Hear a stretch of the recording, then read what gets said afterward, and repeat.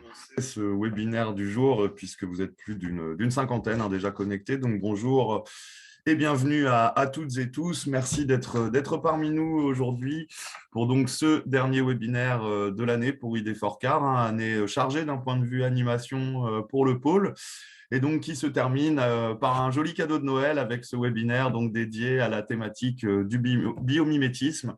C'est une thématique qu'on avait pu notamment explorer lors de l'Innovation Hub qui avait eu lieu en mars, qui était notre gros événement annuel sur lequel Sydney Rostand était déjà intervenu pour nous proposer une conférence d'un peu plus de 20 minutes qui nous avait donné envie en fait d'en savoir plus sur cette thématique du biomimétisme. Le biomimétisme, c'est quoi? Donc, c'est une démarche qui consiste à imiter, en une imitation technique des processus mis en œuvre par la nature.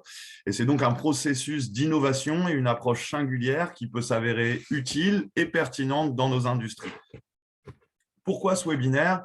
Pourquoi ID4Car avait intérêt à explorer et à organiser ce webinaire? Eh bien, ce sont des procédés qui sont de plus en plus utilisés dans l'industrie, notamment dans l'industrie automobile, et qui peuvent donc avoir un intérêt de manière générale pour la filière de l'industrie des mobilités.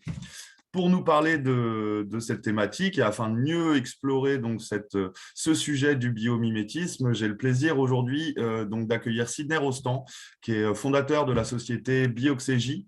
En quelques mots, parce qu'il en parlera bien mieux que moi, Bioxégie, c'est donc les experts français du biomimétisme en capacité donc de vous accompagner sur tous ces sujets et dans la mise en place de solutions innovantes donc en lien avec cette thématique.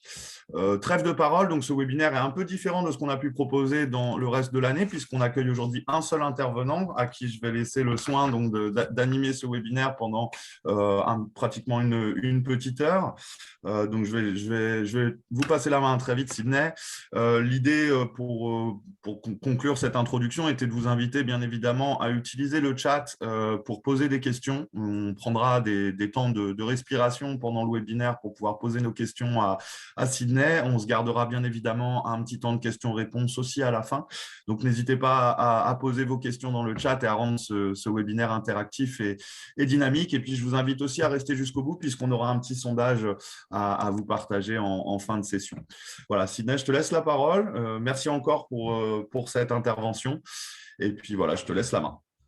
Ça marche. Merci beaucoup, Simon.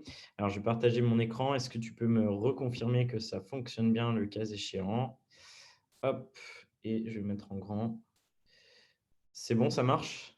Eh ben, on a l'air plutôt bien parti. Voilà, c'est en train de basculer en panorama, en diaporama. Eh ben, c'est bon pour moi. Super. Bon, bonjour à tous. Je m'appelle Siné, je suis le fondateur et président de Bioxégie, qui fait partie du coup des spécialistes à l'échelle européenne. Et d'ailleurs, on n'en est pas peu fiers maintenant mondial, puisqu'on a été classé fin 2020 dans le top 5 des experts mondiaux en biomimétisme, ce qui est une belle perf au bout de 4 ans d'existence. Donc, qui fait partie des spécialistes du biomimétisme. Alors, j'ai commencé un petit peu ma conférence par du storytelling, mais je pense que ça a son importance. Je suis diplômé d'une école de management et étant franco-allemand, je me suis lancé très rapidement dans le domaine justement de l'automobile chez les constructeurs allemands. Donc, j'ai fait un passage à Ingolstadt chez Audi, l'entreprise mère donc Audi.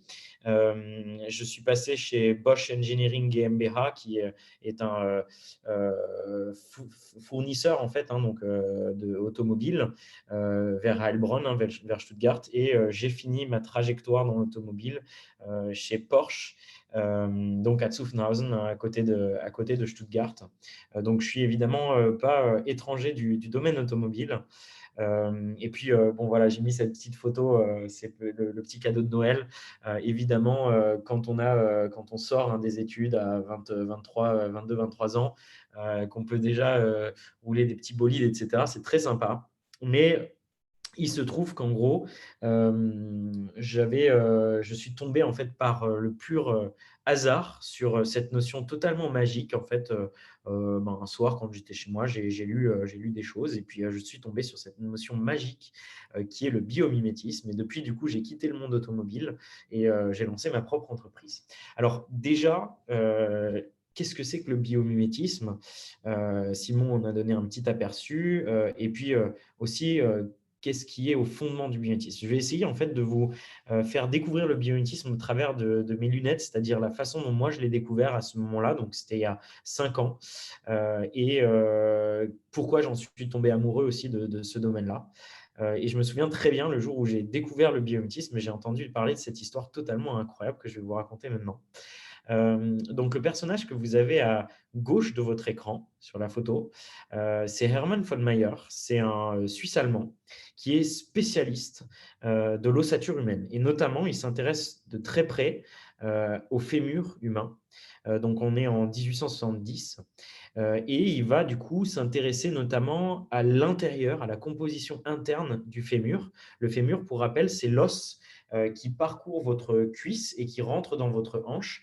C'est un des os les plus imposants du corps, un des plus résistants. Vous pouvez poser une petite Twingo sur votre fémur qui ne se casserait pas, donc il est très très résistant à la compression. C'est aussi le cas sur la traction, sur les forces de traction.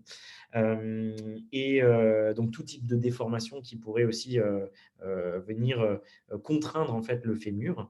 Et Hermann von Neuer le savait puisqu'il a fait pas mal d'essais sur des fémurs et il va du coup s'intéresser à l'intérieur du fémur. Et ce qu'il découvre est totalement incroyable. Enfin, à l'époque, c'était assez révolutionnaire comme découverte, mais il découvre que l'intérieur du fémur n'est pas du tout plein. C'est-à-dire que ce n'est pas finalement rempli de matière osseuse, bien au contraire, c'est une architecture qu'on pourrait appeler une architecture aérée. Donc, c'est-à-dire qu'en fait, l'intérieur, notamment de la tête du fémur, ce que vous avez sur votre schéma, est en fait, du coup, composé de sortes de d'une sorte de treillage, de tressage, pardon, tout à fait particulier, un maillage en fait qui permet de répartir les vecteurs de pression et les vecteurs de choc qui s'appliquent sur la tête du fémur.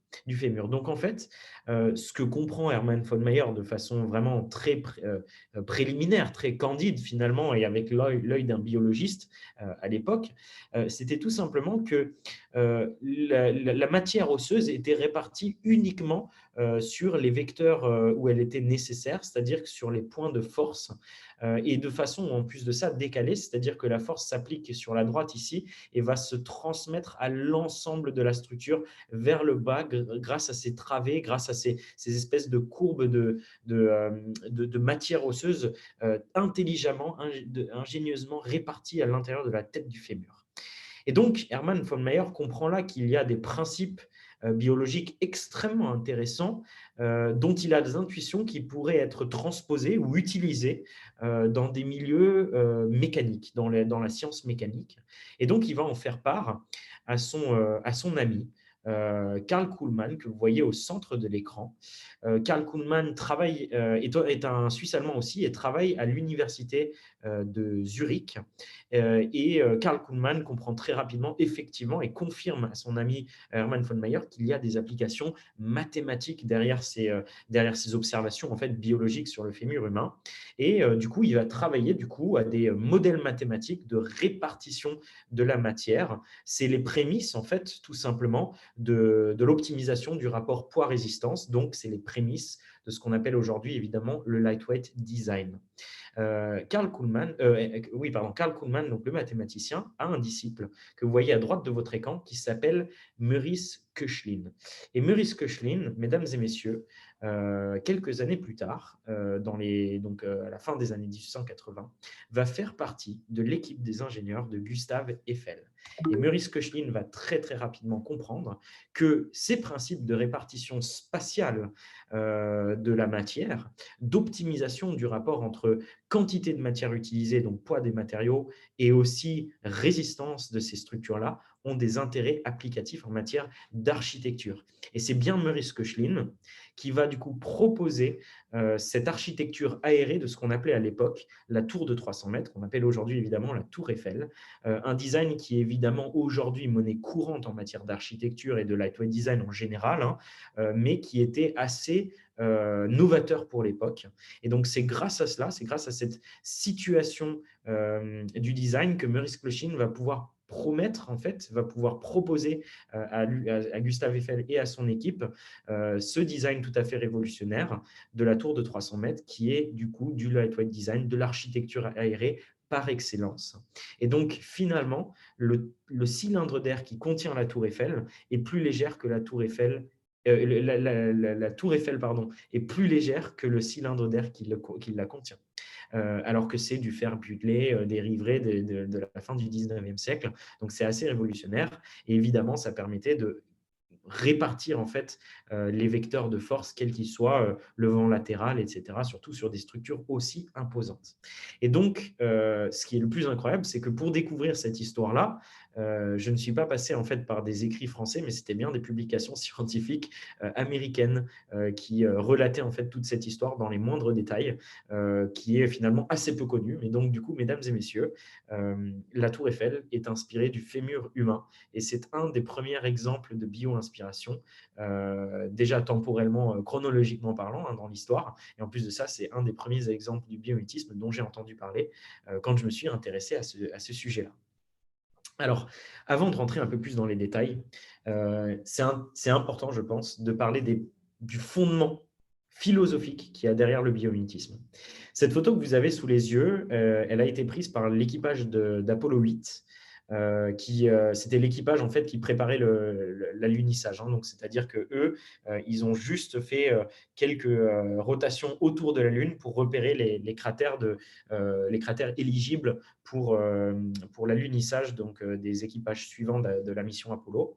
Et ils prennent cette photo tout à fait incroyable qu'on appelle Earthrise en anglais, donc lever de terre. C'est la première fois qu'on a une photo avec la Lune en premier plan et la Terre en second plan.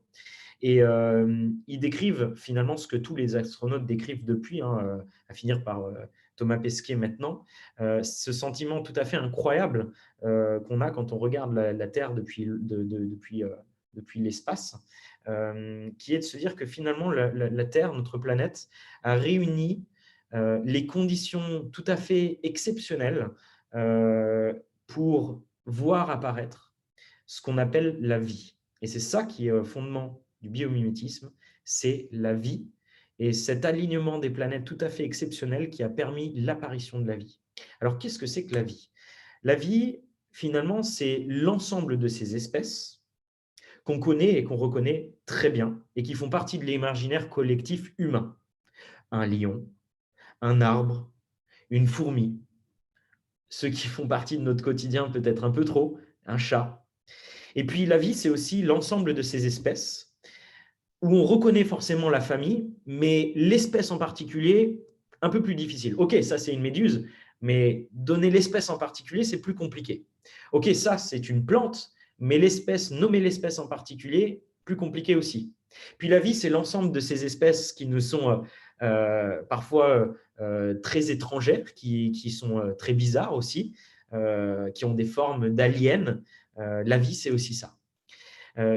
Et en réalité, depuis l'existence, en fait, l'apparition de la vie il y a des centaines de millions d'années, et en fait, la vie est apparue il y a très exactement 3,8 milliards d'années sur Terre.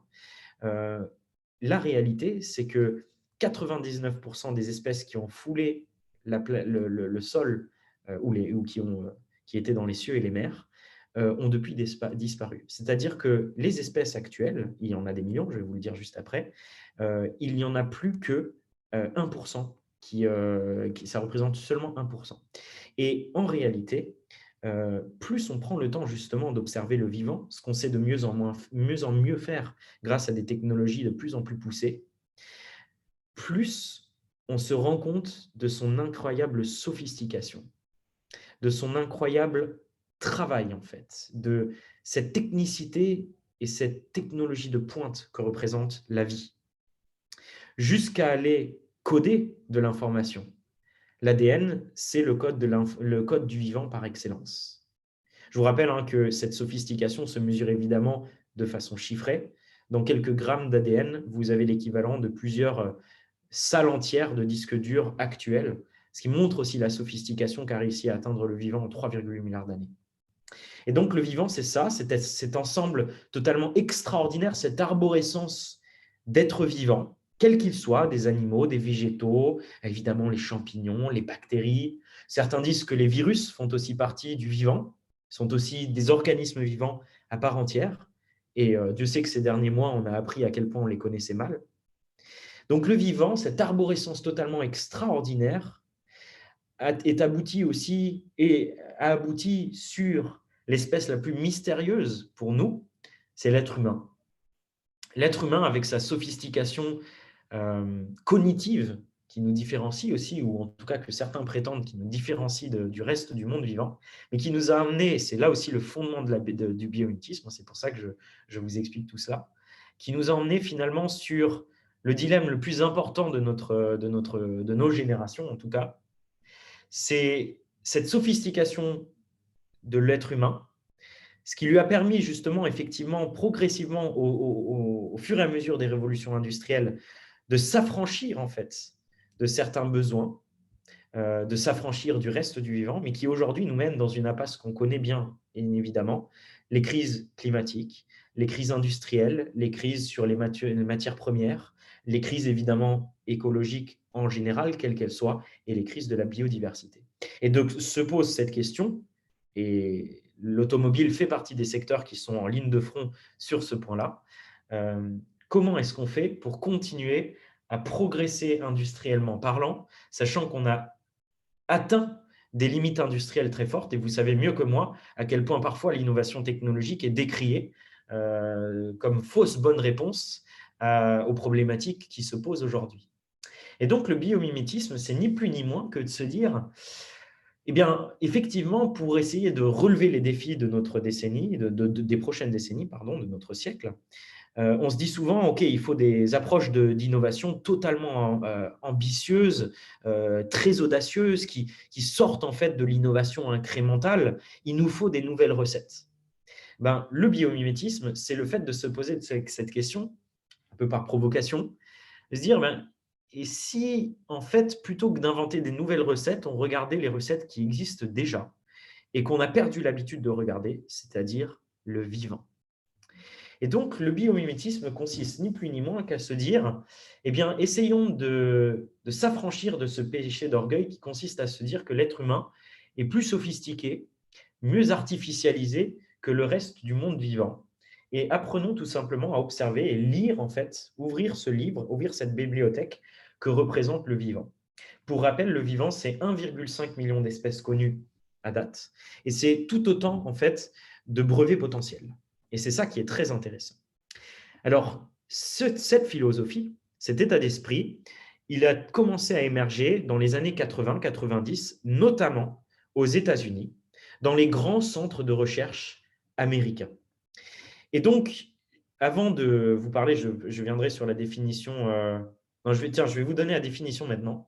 Il a émergé donc, du coup, scientifiquement parlant, dans les grands centres de recherche américains. Donc, en fait, ils se sont rendus compte, donc on parle de qui? On parle de MIT, de Harvard, Georgia Tech, Virginia Tech, Stanford, Caltech, j'en passe et des meilleurs, et évidemment tout le complexe militaro-industriel américain, Northrop Grumman, Boeing, la NASA, le JPL, toutes les agences fédérales américaines ont commencé très rapidement à comprendre que effectivement le vivant avait une sophistication technologique telle qu'il valait mieux s'en inspirer pour essayer de créer des nouvelles technologies. Et donc, ça s'est très bien exporté.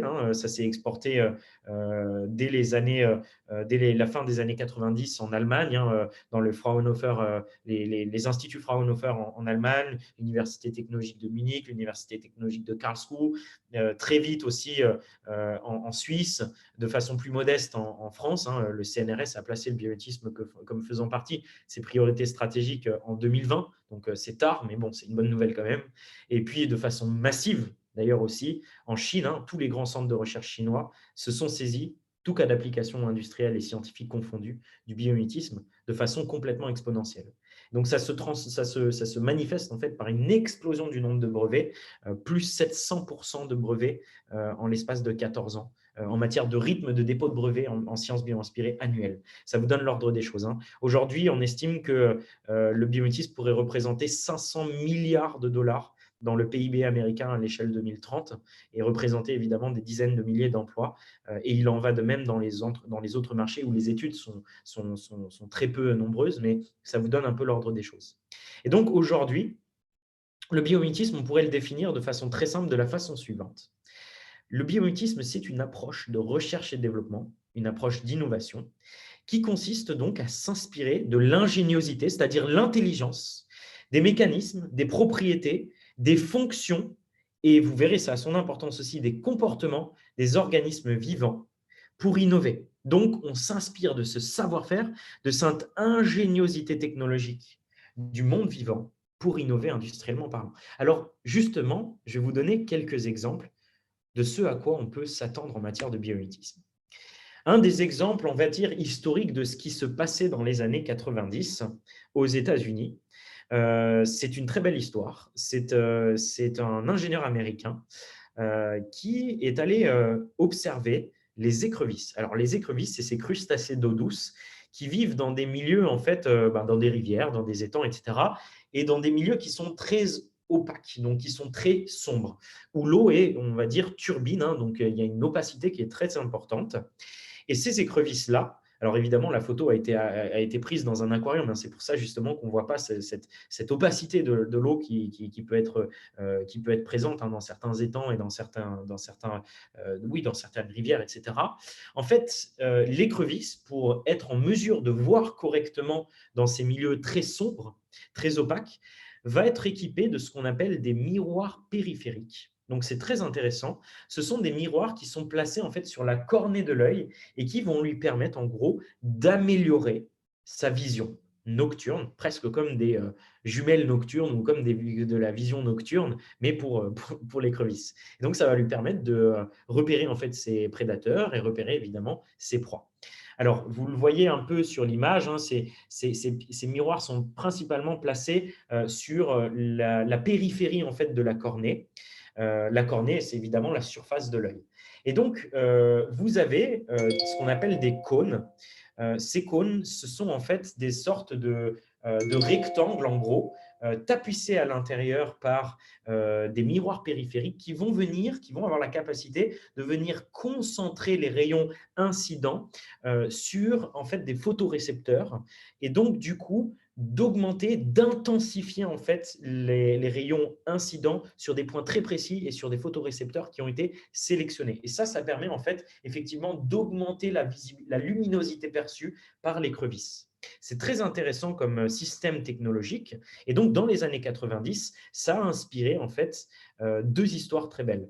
Il y en a une qui était cet ingénieur en fait américain qui a créé ce qu'on appelle des chauffages radiants hot zone. Alors, les chauffages radiants, c'est ce que vous avez encore, et d'ailleurs que pour quelques mois encore, dans les bars et les terrasses de bars et de restaurants parisiens. Vous savez, c'est ces chauffages, hein, qu'on allume et qui viennent radier la chaleur, hein. Donc, ce n'est pas par proximité, c'est par rayonnement que la chaleur se transmet. Le problème, c'est que le rendement, et d'ailleurs c'est pour ça qu'ils vont être interdits à Paris aussi, le rendement de ces chauffages est très faible. Je crois qu'il est de l'ordre de 40%. Donc, il y a une déperdition énergétique qui est assez importante, hein, entre ce qui est consommé comme énergie et puis après ce qui va vous être réellement transmis. Et le problème, c'est que ces chauffages radiants, ils étaient utilisés par l'entreprise qu'on appelle Home Depot. Home Depot, c'est les Castorama et les Leroy Merlin américains. Sauf qu'évidemment, c'est à l'américaine, c'est-à-dire que c'est gigantissime comme entrepôt et comme magasin. Alors évidemment, quand on est dans les zones tempérées américaines, ça va, mais quand vous êtes dans le nord, vers Chicago, etc., en hiver, il fait vite très froid et pour arriver à chauffer en fait ces énormes zones, c'est très compliqué. Donc Home Depot utilisait en fait des chauffages radiants uniquement sur des zones très précises où ils voulaient faire en sorte que leurs clients restent plus longtemps et donc du coup qui n'est pas froid, donc ils chauffaient des zones très précises. Le problème, c'est que la facture énergétique à la fois économique et puis évidemment environnementale de ces chauffages radiants à l'échelle des milliers de Home Depot sur le territoire américain, ça représentait évidemment une très grosse problématique. Et donc du coup, cet ingénieur américain a eu l'idée en fait d'inverser le système qu'il a observé sur l'écrevisse, c'est-à-dire qu'en fait à la sortie du chauffage radiant, il a utilisé finalement le même système, c'est-à-dire des cônes tapissés intérieurement par des miroirs en fait, focalisant la lumière à des endroits, enfin les rayons sortants à des endroits très précis. Et donc, ça a permis en fait de focaliser la chaleur émise par les chauffages radiants sur des zones ultra précises, des caisses, des zones d'attente, des têtes de gondole, etc. très précis. Et ça a permis, tenez-vous bien, de réduire la facture énergétique de Home Depot à l'échelle du territoire américain de l'ordre de 55%, ce qui est assez considérable en considérant tout ce que ça représentait en matière écologique et en matière économique. Autre bel exemple qui sort de cette écrevisse, c'est que l'université aérospatiale en fait, de Prague, donc en République tchèque, a entendu parler de cette belle histoire, donc ça c'était au début des années 2000 américaine, et eux, ils ont décidé de réutiliser ce principe-là. Alors, ça ne se voit pas trop bien sur cette photo-là, mais sur en fait un nanosatellite. Les nanosatellites, c'était ces tout petits satellites, vous savez, qui font quelques décimètres de longueur. Et en fait, ils ont utilisé ce système-là sur une surface, un capteur optique de rayons en dehors du champ visuel. Donc, il me semble que c'était des rayons X principalement qui cherchaient en fait à intensifier la capacité de ce capteur-là. Évidemment, sur un petit satellite, les capteurs optiques, c'est complexe d'en avoir des très gros. Donc, plus vous avez des petits capteurs, moins c'est facile en fait de détecter des rayons et dans l'énorme champ de signaux visuels qu'un satellite peut recevoir. Et donc, ils ont réutilisé ce principe d'intensification de certains rayons incidents pour améliorer les capacités, les performances de cette satellite-là. Voici ce à quoi ressemble le biomimétisme quand on l'applique industriellement parlant. Alors, ça, j'en ai parlé, c'est l'ensemble des centres de recherche qui font du biomimétisme, les explosions aussi en matière de brevets et en matière de création d'emplois, etc. Maintenant, j'aimerais effectivement pouvoir, dans le temps qui nous reste, je vais nous prendre à peu près un quart d'heure pour qu'on puisse échanger après, avoir des questions. Ça ressemble à quoi le biomimétisme dans la mobilité? Alors, en réalité, dans la mobilité, il y a énormément de champs techniques sur lesquels le biomimétisme peut être très utile. Si je donne un peu des champs de pertinence illustratifs, le biomimétisme est évidemment très intéressant en matière de thermique, donc de thermorégulation des composants, évacuation de la chaleur excessive, résistance au chaud, résistance au froid, et puis évidemment thermorégulation de l'habitacle. Il y a tout ce qui va avoir attrait à la mécaflux. Alors déjà, en manière fluidique, donc la microfluidique, les valves, les gaines d'arrivée de certains liquides, et puis évidemment tout ce qui est liquide refroidissement, etc. C'est très, très intéressant. Il y a le sacro-saint, il y a le domaine sacro-saint des matériaux, évidemment, la résistance des matériaux, résistance à la perforation, résistance à l'abrasion, résistance à l'érosion, résistance à la traction, à la compression, à tout type de déformement, résistance aux forces de cisaillement, résistance évidemment aussi à tout ce qui peut avoir attrait au choc, donc l'accélération, la décélération. Et puis, vous avez évidemment le travail sur les matériaux composites, les couleurs structurelles, la pigmentation des matériaux. Enfin voilà, c'est très, très vaste ce qu'on peut faire sur le domaine des matériaux. Évidemment, tout ça la plupart du temps dans une optique de réduction de la quantité des matériaux utilisés ou alternative aux matériaux utilisés. Le but, c'est aussi d'essayer de travailler sur des matériaux qui soient écologiquement plus intéressants et puis aussi évidemment économiquement plus disponibles. Et puis la notion de lightweight design qui a trait à la consommation du véhicule. Ça, c'est des domaines, c'est du pain béni en matière de biomimétisme, puisque évidemment, la plupart du temps, les systèmes physiologiques du vivant en fait, sont travaillés, sont transformés, sont créés de façon à optimiser au maximum l'utilisation des matériaux pour avoir une performance aussi optimale derrière. Vous avez toutes les questions ayant attrait à la tribologie et l'étanchéité. Ça, typiquement, c'est des sujets qu'on a beaucoup avec certains fournisseurs automobiles.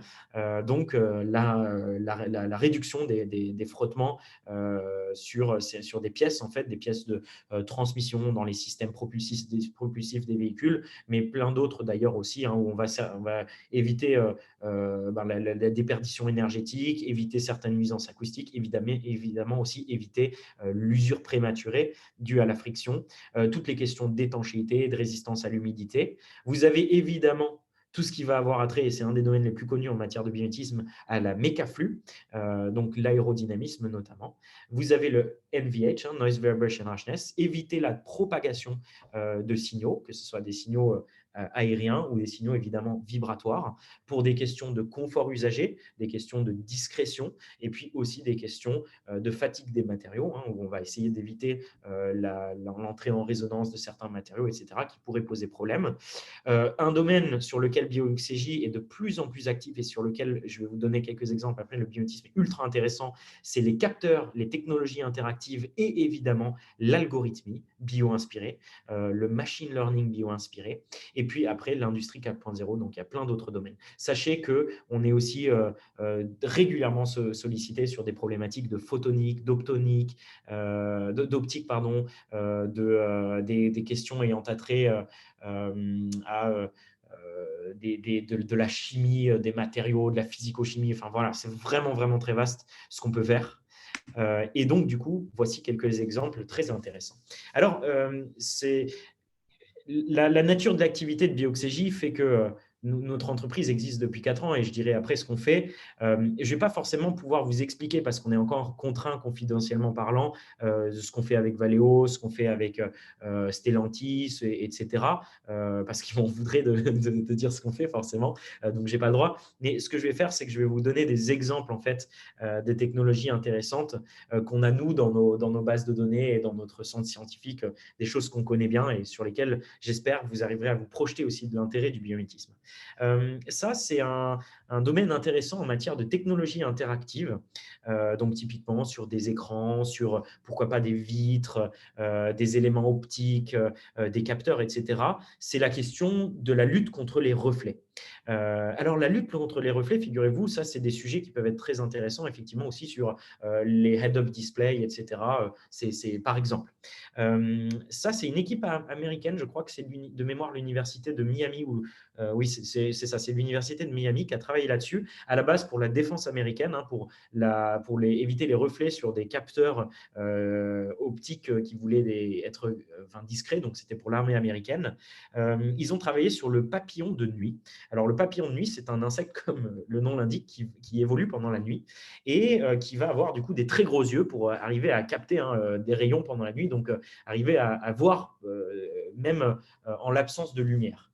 Et donc, en l'absence de source de lumière intense, donc de nuit. Et le problème, c'est que plus vous avez des grands yeux, plus ces yeux-là sont aussi détectables par les prédateurs, c'est-à-dire les prédateurs nocturnes qui vont s'attaquer aux papillons de nuit. Et donc, en l'occurrence, le papillon de nuit a développé une sorte de microstructuration de l'œil que vous voyez au centre de votre écran qui consiste en fait à des micro-picots qui vont venir en fait piéger les rayons incidents et minimiser la réflexion de ces rayons-là. Donc, vous avez en fait un système anti-reflet extrêmement ingénieux qui a été reproduit, si je simplifie évidemment le phénomène technique derrière ça, par les chercheurs de l'université de Miami, donc à destination de la défense américaine, sur des revêtements, donc aussi microstructurels, pour du coup des optiques. Et je sais qu'ils depuis, ils ont aussi travaillé dans le milieu des années 2010 sur des technologies pour l'anti-reflet pour les écrans cette fois-ci, donc pas forcément pour des optiques, mais pour des écrans. Donc le but, c'était donc de reproduire ces petits picots pour arriver à capturer au maximum les rayons incidents et éviter en fait la réflexion. Donc ça, c'est très très intéressant, tout en évitant du coup l'opacité, parce que le but, c'est aussi que les rayons qui sortent donc de l'autre côté en fait de ce revêtement soient capables évidemment de sortir, parce que sinon on aurait un problème par exemple pour les écrans. Et donc je sais qu'ils ont réussi à obtenir d'éviter en fait 96,5% de la réflexion. Donc, vous avez un indice de réflexion qui est très, très, très, très, très, très faible. Donc, ça, c'est un exemple parmi tant d'autres de ce qui se fait, par exemple, dans l'optique.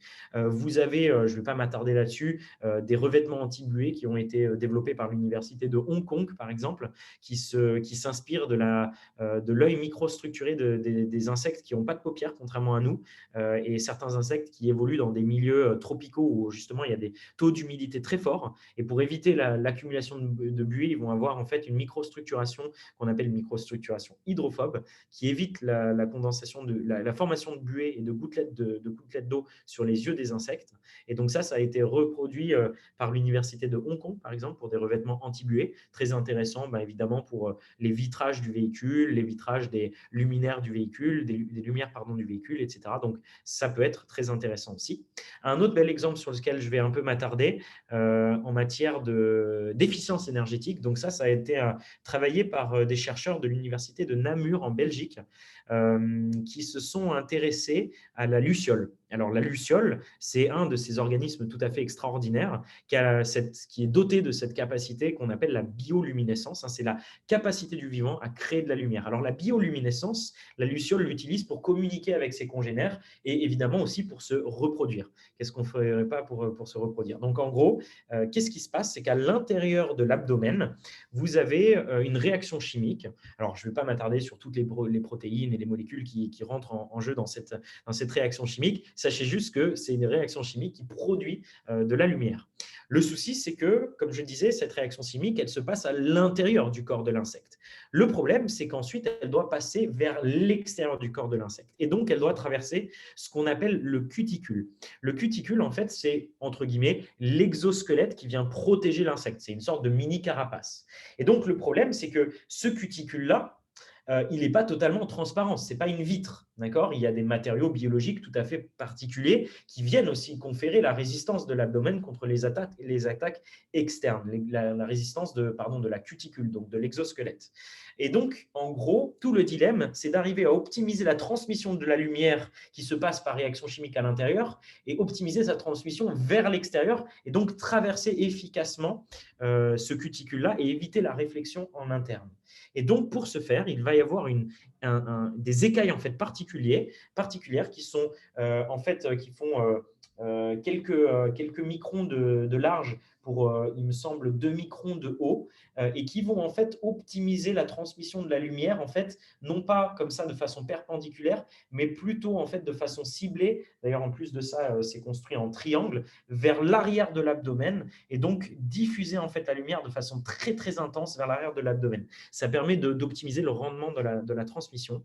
Et donc, en fait, les chercheurs de l'université de Namur ont travaillé en fait sur les gammes, c'est les matériaux, je crois que c'est GAM ou GAN, pardon, qui sont utilisés pour encapsuler en fait la LED. Et ils ont cherché à faire la même chose, c'est-à-dire d'optimiser la transmission, maximiser la transmission de la lumière vers l'extérieur et éviter du coup la réflexion en interne. De mémoire, ils ont optimisé la transmission de l'ordre de 55%. Et donc, c'est très intéressant parce qu'évidemment, à des échelles macro, optimiser la transmission de la lumière sur des LED, ça veut dire consommer aussi moins d'énergie parce qu'on a besoin de moins de puissance pour avoir une intensité lumineuse plus importante sur des LED. Donc ça, c'est un autre exemple en optique. Je vois le temps qui tourne, donc je ne vais pas m'attarder sur certains exemples. Exemple intéressant sur les matériaux, l'élytre des scarabées, vous savez, les élytres des scarabées ou d'ailleurs, ça se voit très bien aussi sur les coccinelles, ce sont ces espèces de petites carapaces qui viennent, ces espèces de petits volets en fait, qui viennent s'ouvrir et derrière il y a l'aile qui se déploie en fait. Donc l'élytre, sa fonction, c'est évidemment de protéger l'aile quand elle est repliée. Pareil, protéger des agressions externes, etc. Donc c'est une mini carapace. Le dilemme là pour ces scarabées, notamment les scarabées qui sont volants, et c'est le cas par exemple pour la coccinelle, c'est comment est-ce que j'optimise la résistance structurelle comment est-ce que je maximise ma résistance structurelle de mon élytre, donc de ma petite carapace, tout en réduisant au maximum la consommation de matière et le poids, parce que je dois m'envoler et donc je dois consommer pas beaucoup d'énergie quand je vole, je dois être léger. Et donc, ça, c'est l'université technologique de Harbin en Chine qui a travaillé là-dessus. C'est sur la structuration tout à fait particulière en fait, des structures des élytres. Alors, des élytres, pardon. Alors, évidemment, c'est des structures creuses avec des piliers. Mais ce qui est très intéressant, c'est d'observer les piliers pour maximiser la résistance à la compression. Finalement, vous avez une sorte de feuillage, des feuillets qui viennent se plier comme ça, on le voit un petit peu sur l'écran, qui viennent se plier contre le pilier de façon un peu, de façon chevauchante et, si vous voulez, par couche. Et donc ça vient maximiser en fait, ça offre un certain degré de liberté, mais ça maximise au maximum, si vous voulez, la résistance à la compression, tout simplement par compression des couches les unes contre les autres. Et donc ces feuillets ont été reproduits. Alors là, c'est une photo à l'échelle macro. Évidemment, ce qui est intéressant, c'est si on avait des images microscopiques, mais on n'en a pas forcément trouvé dans les papiers en l'occurrence. Mais en gros, vous avez évidemment une reproduction de ces feuillets qui, de mémoire, sont aussi torsadés, donc c'est-à-dire qu'ils font le tour en fait du pilier. Donc en coupe, hein, on voit finalement ces feuillages, mais ces feuillets, mais ils sont aussi torsadés. Et ça permet d'optimiser la résistance à la compression. Alors, je ne me souviens plus des chiffres exacts, mais c'est totalement incroyable ce qu'ils ont réussi à atteindre, hein, sur la compression, sur la résistance à la compression. Très intéressant pour des matériaux, figurez-vous, à destination aéronautique et aérospatiale. Pourquoi pas aussi intéressant pour tout ce qui va toucher à la résistance au choc, etc. Pourquoi pas les crashs, etc. Je vous donne un exemple assez intéressant sur de la tribo, la résistance à l'abrasion et au frottement. Alors ça, c'est le poisson des sables. Alors c'est un amphibien, c'est un reptile. On l'appelle poisson des sables parce qu'en fait, il coulisse sur le sable comme un poisson en fait. En gros, il atteint des très fortes vitesses, plusieurs dizaines de kilomètres heure sur le sable. Et en fait, il va frotter à très haute vitesse parce qu'il va très vite. Et donc, vous avez évidemment un frottement sur une surface très rugueuse. Ça peut poser un grand problème d'intégrité structurelle de la peau. Et donc, pour ce faire, il va avoir une peau écaillée à plusieurs échelles qui va permettre en fait d'offrir un certain degré de liberté par rapport au sable et éviter en fait, donc réduire en fait le coefficient de friction de l'ordre de, me semble-t-il, 60%. Ça a été reproduit par l'Université technologique de Karlsruhe pour des métaux. Et donc, qu'est-ce qu'ils font? Ils reproduisent en fait par traitement laser la surface, ils reproduisent les écailles chevauchantes en fait du poisson des sables sur des surfaces en aluminium pour éviter en fait pour réduire le coefficient de friction. Eux, ils ont réussi à le réduire de l'ordre de 42%, me semble-t-il, de mémoire. Donc ça montre aussi à quel point les procédés derrière d'application sont intéressants. Je finirai, avant que je prenne vos questions, sur un nouveau domaine pour Bioxégie, pour mon entreprise, sur lequel le biomimétisme en fait est extrêmement prometteur aussi. Si certains d'entre vous travaillent justement dans tout ce qui va avoir attrait aux ADAS, sachez qu'en tout cas, c'est des sujets qu'on a de façon massive avec le groupe Renault et Stellantis et aussi un petit peu avec le groupe Valeo. En fait, le vivant, vous êtes en train de m'écouter, vous êtes en train de me regarder, vous êtes en train d'interpréter les informations que je vous donne. Le vivant a inventé l'informatique bien avant que l'être humain invente le premier calculateur ou le premier ordinateur ou même la première page où on écrivait de l'information dessus. C'est ça qui est extraordinaire en fait. Et donc, le vivant a évidemment des capteurs. Donc déjà, si on parle de hardware, qui sont mais alors ultra sophistiqués, que ce soit en matière de captation de signaux optiques, de signaux mécaniques, de signaux chimiques, et puis évidemment d'autres types de signaux, les signaux électromagnétiques, etc., etc.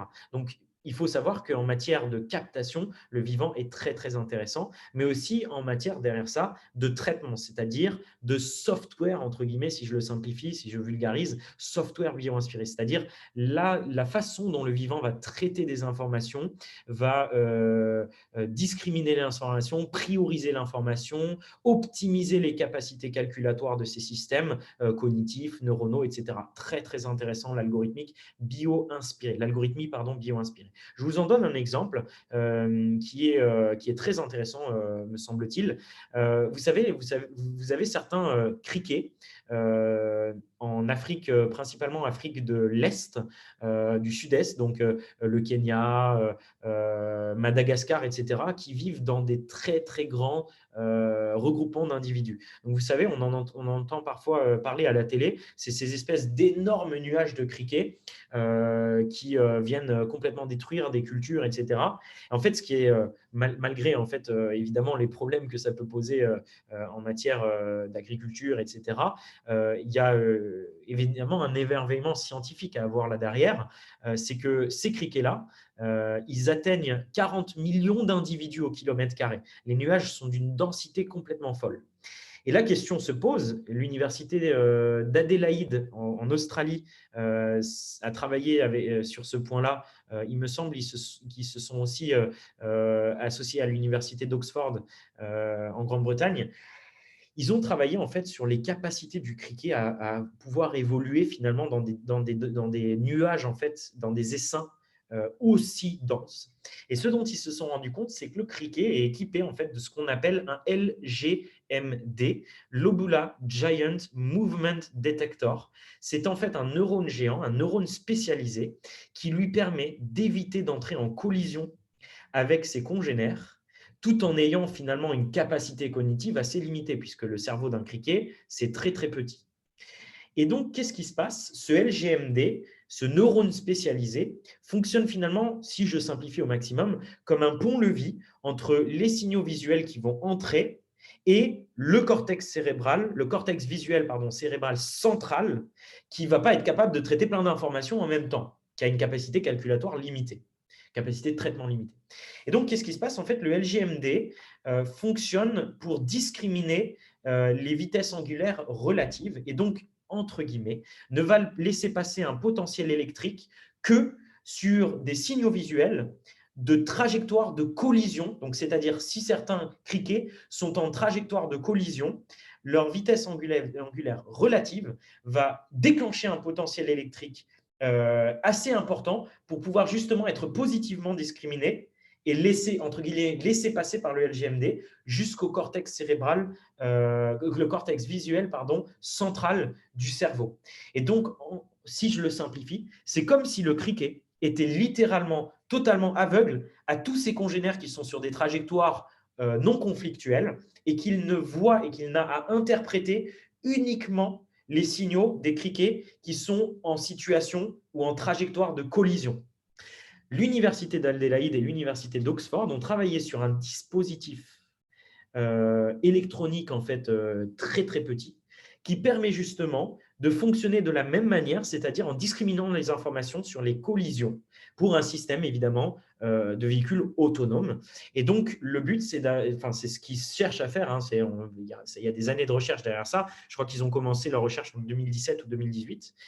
C'est de réduire en fait la puissance calculatoire nécessaire pour calculer des trajectoires. Donc ils ont des applications évidemment dans l'automobile. Il y en a d'autres sur les drones de pilotage, donc les drones aériens, etc., notamment pour les drones qui volent en essaim, etc., ou les véhicules qui évoluent en essaim, notamment sur des petits véhicules, des petits drones, etc.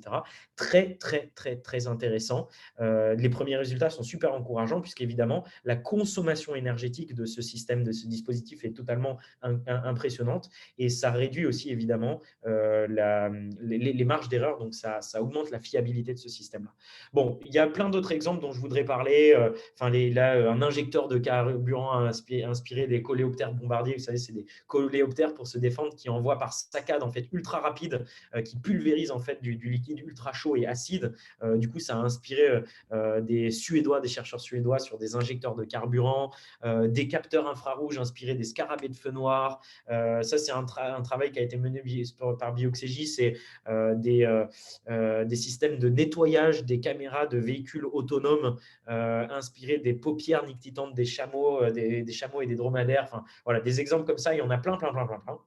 Pour finir sur Bioxégie, en gros, aujourd'hui, Bioxégie a de la chance, c'est qu'on est devenu un des référents à l'échelle internationale de ce que représente le biométisme, malgré notre très jeune âge.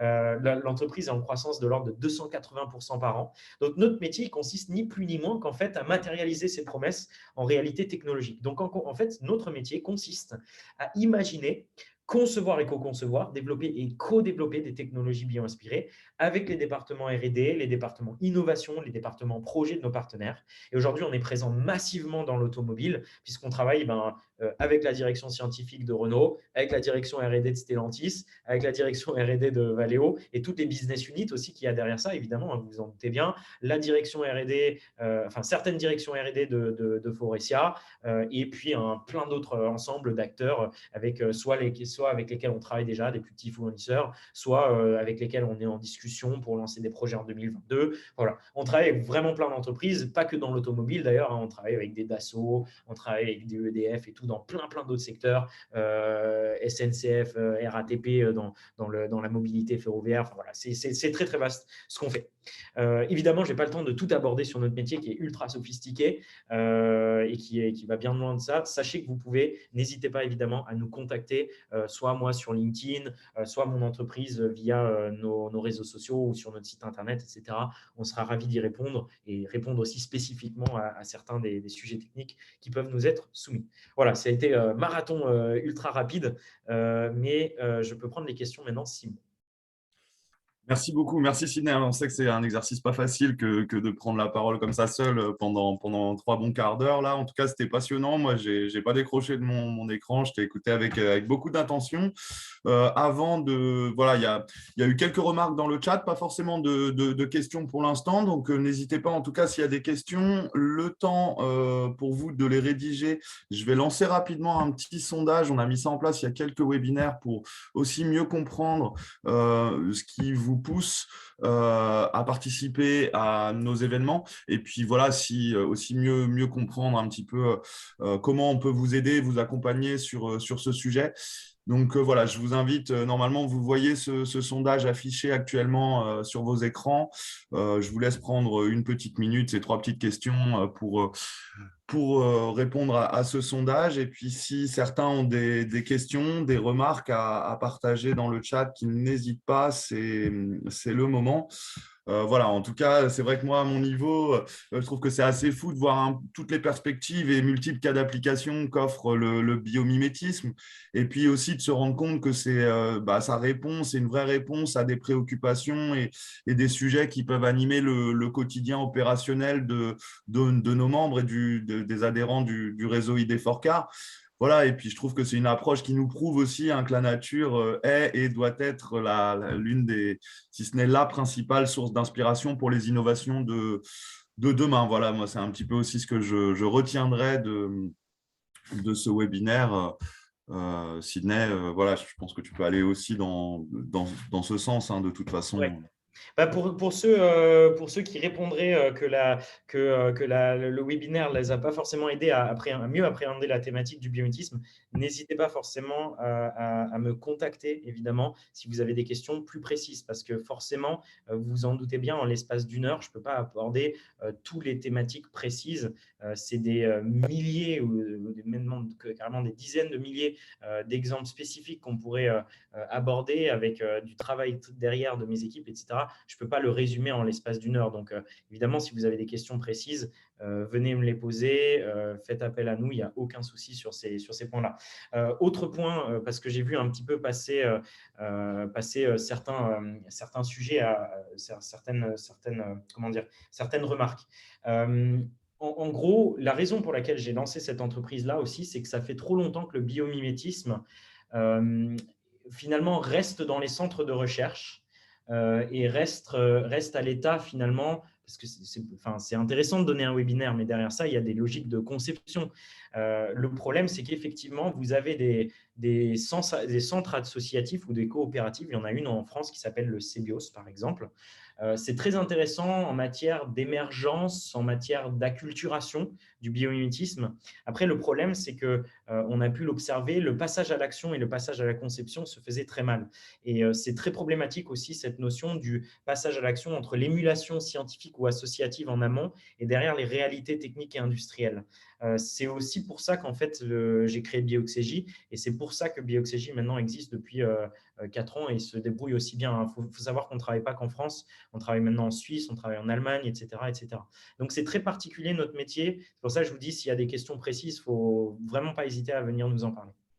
Je rebondis sur une des questions qui a été posée. Il y en a quelques-unes là, donc je vais les reprendre. Alors la première, on nous demandait, mettez-vous en œuvre des études sur la faune et la flore à votre échelle ou vous basez-vous sur la littérature?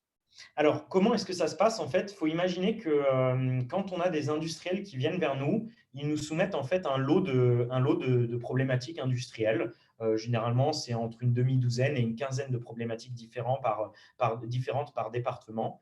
Et ça peut être, bon, ben voilà, j'ai tel composant, sur tel composant, j'ai un échauffement thermique très important qui vient perturber en fait je sais pas moi, la durabilité de ce matériau ou de ce composant-là. Ça peut être des problématiques ultra périmétrées, ça peut être des problématiques plus larges. C'est quoi je sais pas, il y a des problématiques qui nous sont données. Ça peut être quoi le train d'atterrissage de demain, si on parle de l'aéronautique par exemple. C'est quoi le train d'atterrissage dans 5 ans? Vous voyez, c'est beaucoup plus idéatif. Alors, qu'est-ce qui se passe? Vous avez d'abord les équipes de bioxégie, les équipes plutôt à vocation biologique, qui vont travailler sur ce qu'on appelle de l'investigation biologique, qui consiste en fait à aller repérer ce qu'on appelle des SBR, des systèmes biologiques de référence. Pour faire simple, la question à laquelle ils répondent, c'est par exemple sur l'échauffement thermique, comment est-ce que la nature répond à la question de l'échauffement thermique? Comment est-ce que la nature fait pour évacuer des calories excessives sur un matériau? Et donc là, en fait, on crée toute une arborescence de solutions possibles, donc de systèmes biologiques de référence. Et par itération successive, on vient repérer celles qui sont les plus pertinentes dans le cas industriel qui nous sont donnés. Si je simplifie après ce qui se passe, vous avez les ingénieurs de bioxégie qui vont prendre le relais pour faire ce qu'on appelle du rétro-engineering bioéthique, c'est-à-dire passer du système biologique qui est retenu au système technologique, le STR, système technologique de référence. C'est-à-dire que c'est là qu'on commence à faire émerger le préconcept technologique qui vient répondre du coup à l'enjeu qui nous a été donné par notre client. Évidemment, là, vous vous en doutez bien, c'est très sujet dépendant. Ça peut être des préconcepts qu'on vient travailler en CAO. Évidemment, après, il y a toutes les itérations de CAO successives, puis après la CFD. Ça peut être des prototypes de formulation chimique. Ça peut être évidemment des schémas techniques, des notes techniques. C'est très, très, très varié. On ne fait pas les mêmes métiers parce qu'on a énormément de branches technologiques ou scientifiques différentes. Et en l'occurrence, nous, ce qu'on utilise, c'est tout simplement les échelles de TRL habituelles, donc les Technology Readiness Level, qui sont le socle en fait de langage commun avec notre client. C'est un métier qui est assez particulier, qui est à cheval entre biologie et ingénierie. Donc, il faut imaginer qu'en interne, il y a pas mal de ping-pong en fait entre nos équipes biologiques et nos équipes d'ingénierie. Et puis après, il y a beaucoup de ping-pong aussi entre nos propres équipes et les experts de notre client avec lesquels on fait des comités de pilotage pour avancer la technologie. Après, il faut aussi la tester. Nous, on n'a pas toutes les compétences pour tester. Parfois, on les a, parfois, on ne les a pas. Parfois, on fait des projets bipartites, parfois, on fait des projets tripartites avec certains centres de recherche externes pour venir tester des technologies, avoir des experts en plus, Supaéro, les ponts et chaussées, les unités mixtes de recherche du CNRS avec lesquelles on travaille. Bref, c'est un métier qui est assez complexe, qui est fait entrer dans l'orchestre, si vous voulez, des compétences très complexes. Et donc, forcément, c'est très projet dépendant. Merci pour cette réponse hyper complète. Et juste parce que je trouvais il y avait une autre question qui me semblait pertinente aussi à poser, et puis je me la suis posée aussi. Parmi les exemples que tu as cités, en termes de typologie d'acteurs, on est plutôt sur des grands groupes. Comment des structures plus petites de type TPE, PME, parce que c'est aussi un tissu d'acteurs qui est fortement représenté dans le pôle au sein du réseau ID4K. Comment ces acteurs plus petits peuvent-ils s'emparer de cette démarche et les intégrer dans leur processus d'innovation?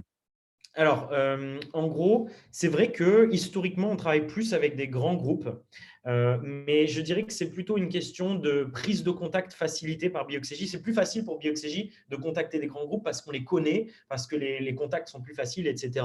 Et parce que du coup, par conséquent, notre travail, en fait, si vous voulez, de sensibilisation a été plus facile pour après déclencher des projets. Mais en réalité, Bioxégie travaille de plus en plus parce qu'on est contacté de plus en plus et parce qu'on est visible de plus en plus par des ETI et des PME, et c'est tout à fait compatible avec le fait de travailler avec des ETI et des PME. On ne travaille pas forcément sur les mêmes problématiques, on essaye de les périmétrer plus, parce qu'évidemment, c'est une question de moyens budgétaires, d'horizon de développement, etc. On fait plus des protos rapides, on fait des quick wins plus rapidement. Ce n'est pas les mêmes ambitions de projet, mais en réalité, on travaille aujourd'hui dans notre portefeuille d'action. On a effectivement de projets, on a effectivement en fait des ETI et des PME. Ça représente environ un quart de notre client, et d'ailleurs, c'est une part qui est de plus en plus plus croissante. Le cas échéant, il y a évidemment des mécanismes d'aide qui existent. Quand on développe certains projets, on n'hésite pas, et nos clients n'hésitent pas à faire appel aux aides de la BPI, de l'ADEME, à des aides spécifiques ciblées. Donc, c'est tout à fait compatible avec ces aides-là. D'ailleurs, historiquement, pour tout vous dire, le premier gros client de Bioxégie, c'était une petite ETI savoyarde dans le BTP. Et donc, c'est une entreprise qui ne fait pas des milliards d'euros de chiffre d'affaires. Son chiffre d'affaires, me semble-t-il, c'est plusieurs dizaines de millions, peut-être à peine vers la centaine de millions d'euros de chiffre d'affaires, je crois. Donc, ce n'est pas une très grosse entreprise et ils ont quand même été capables de faire un très, très beau projet avec nous. D'ailleurs, la technologie qu'on a créée, qui est une technologie de surface pour certains aluminiums, leur permet d'économiser à date, selon leurs propres estimations actuelles, 960 000 euros par an d'économies réalisées sur la technologie qu'on leur a produite. Donc, je ne vous dis pas évidemment à quel point leurs yeux ont pétillé quand on leur a fourni. C'était une formule chimique particulière pour traiter de l'aluminium. Donc voilà, il y a pas mal de sujets qu'on peut traiter. Et oui, on peut les traiter avec des PME et des ETI. Oui, puis je me permets de rebondir là-dessus, mais tu faisais le lien entre en allant vers des projets collaboratifs et puis des dispositifs de financement associés. Voilà, vous savez bien évidemment qu'ID4Car est là aussi pour vous accompagner dans le cadre de ces projets et dans vos démarches d'innovation autour de projets collaboratifs. Et si voilà, il semblerait qu'il y ait un intérêt de plusieurs structures et plusieurs participants à être recontactés suite à ce webinaire, on ne manquera pas, si jamais il y a des projets d'innovation autour de cette thématique du biomimétisme à émerger du côté du pôle, à vous mettre en relation aussi avec Sydney et puis ses équipes côté Ouais. Bioxégie. J'ai vu une question très intéressante, c'est est-ce qu'il y a des projets qui n'aboutissent jamais? En réalité, dans les 4 ans d'existence de Bioxégie, ça ne nous est jamais arrivé. Ça ne nous est jamais arrivé. Et je peux vous garantir qu'on en a pas mal des projets. On a eu, dans l'existence qu'on a maintenant, on est plus d'une quarantaine de projets industriels. Il n'y en a aucun qui n'a jamais abouti. Et la raison pour laquelle on fait ça, c'est justement qu'on s'affranchit de tous ces trucs que les associations, les coopératives, elles font en France. C'est qu'en fait, nous, on préfère partir en fait d'un lot de sujets larges où on fait un gros travail de préétude, d'écrémage, donc en disant ça c'est pertinent, ça c'est moins pertinent, il faudrait peut-être l'éliminer, là-dessus on est pertinent, là on l'est moins, pour des raisons tout simplement du biométisme ou des compétences de bioxégie, ce qui nous permet en préétude de choisir et de sélectionner les sujets sur lesquels on veut travailler et sur lesquels on sait, où on a une bonne degré d'assurance, sur lesquels on sait qu'on va avoir de la pertinence, et après on enchaîne sur les études à des échelles un peu plus complexes. Et donc ça nous permet justement de ne jamais se tromper. Après, ça reste de l'innovation. Ce n'est pas parce que ça ne nous est pas arrivé dans les 4 ans que ça ne pourrait pas arriver après. L'innovation a toujours une part de risque. Mais en réalité, en matière de biométisme, on est quand même plus ou moins bien assuré d'arriver à de la pertinence et de la valeur ajoutée. Super. C'est parfait. Alors, on a une dernière question qu'on va prendre. C'est le plus difficile et certainement de trouver le bon exemple parmi les millions d'espèces. Je pense que tu as un petit peu répondu déjà finalement, mais c'était… Alors, voilà. ouais, c'est vrai. Il faut travailler en fait on a des méthodologies spécifiques en fait de ce qu'on appelle de l'investigation ou du ciblage biologique qui nous permettent justement évidemment de ne pas travailler sur toutes les espèces. On a de l'expérience et du bagage aussi sur ces trucs-là. En gros, aujourd'hui, nous, on a une base de données qui est très grosse. C'est probablement d'ailleurs une des plus grosses à l'échelle européenne.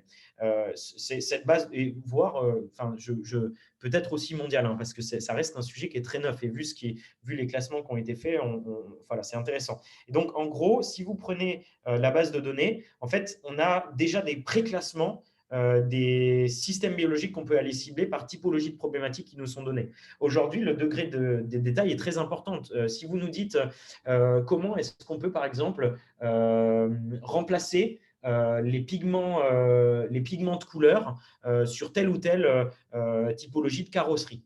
Voilà, on aimerait bien remplacer les pigments industriels, travailler sur d'autres façons de créer de la couleur.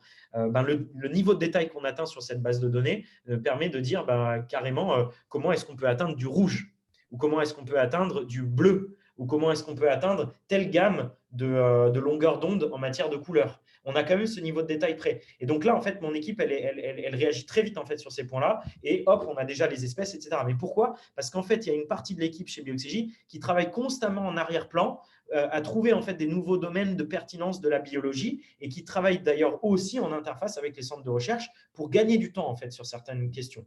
Après, de temps en temps, vous avez des industriels qui nous soumettent des défis.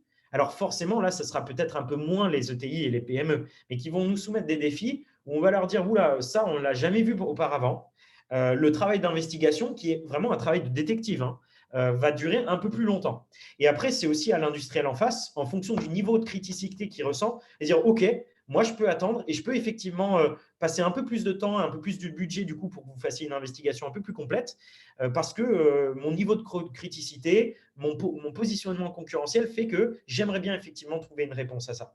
Et donc, en l'occurrence, là, les bioxonautes, hein, donc les équipes de Bioxégie, vont travailler plus longtemps. Et comment est-ce que ça se passe? J'essaie de simplifier, hein, mais c'est un peu un travail de tâtonnement, c'est-à-dire que ça fonctionne aussi par situation intuitive, c'est-à-dire quelles espèces fait face à telle situation qui est une, si vous voulez, où on fait une analogie par rapport au défi industriel qui nous est donné. Quelles espèces font face à cette situation?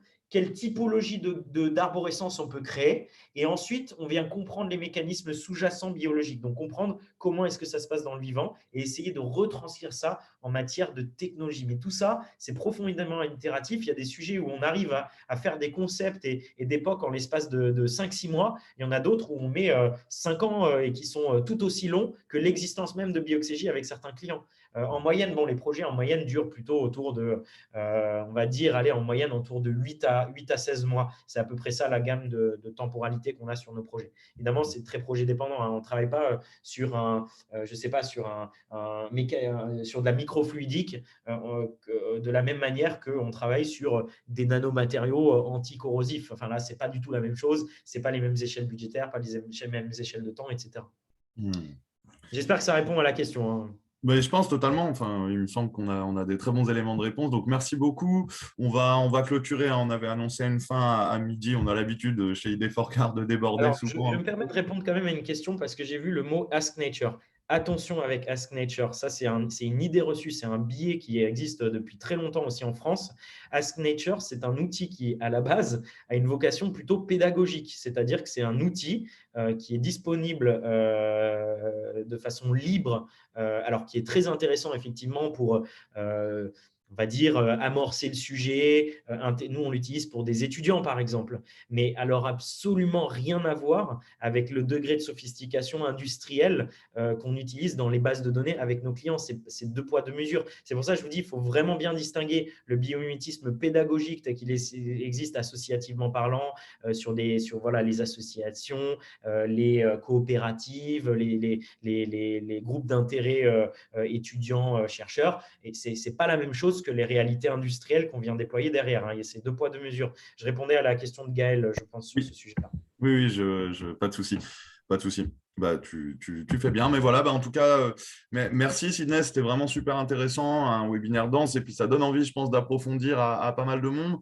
Le temps, laissez-moi quelques jours pour dépiler là, les réponses au sondage. On revient vers vous très rapidement, de toute façon, avec les équipes du pôle pour travailler donc, sur ce sujet et réfléchir collectivement sur ce sujet du biomimétisme. On ne manquera pas de vous mettre en relation au besoin avec Sidney. Sidney, peut-être pour conclure, mettre tes coordonnées dans le chat pour ceux qui souhaiteraient vous recontacter. Ouais. Parce que ça a été demandé parmi les questions. Voilà, en tout cas, n'hésitez pas à vous mettre en relation directement avec Sidney Rostand et ses équipes. Et puis nous, on se recontacte, on se revoit tous très bientôt.